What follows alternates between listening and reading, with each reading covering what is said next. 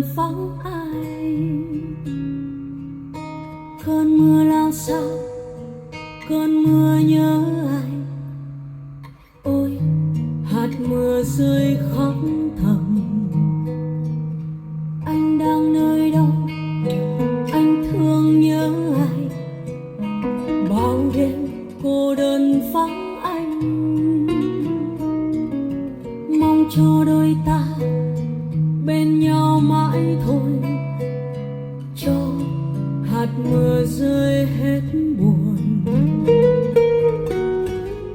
Tình yêu như cánh chim trời vụt bay theo gió mãi trôi, để bao thương nhớ âm thầm thiết tha vô bờ.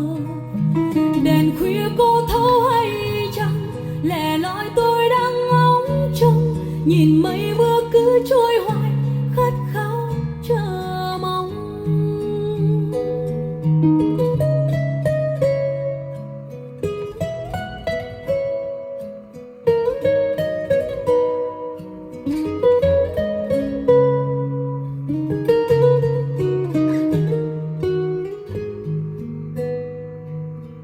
Đêm đông lao sao, đêm đông nhớ ai. Đêm đông cô đơn vắng ai.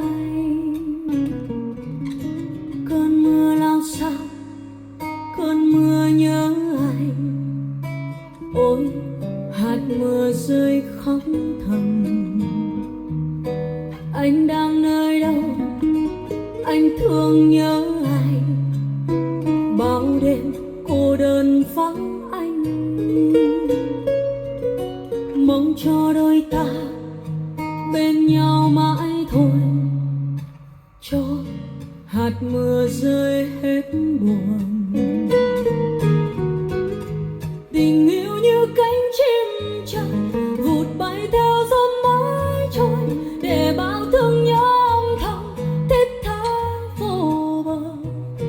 Đèn khuya cô thấu hay chăng, lẻ loi tôi đang ngóng trông, nhìn mây mưa cứ trôi hoài khát khao chờ mong.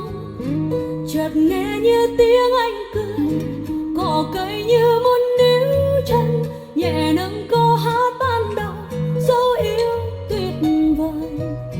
Một mai anh sẽ quay về, bờ môi mang bao thiết tha, bài ca in mãi trong lòng sẽ không nhạt phai.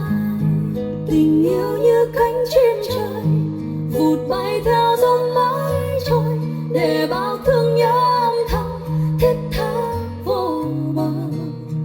Đèn khuya cô thấu hay chăng, lẻ loi tôi đang ngóng trông, nhìn mây mưa cứ trôi hoài khát khao chờ mong.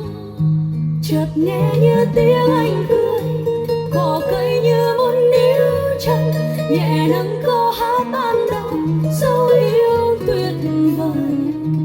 Một mai anh sẽ quay về, bờ môi mang bao thiết tha, bài ca in mãi trong lòng sẽ không nhạt phai.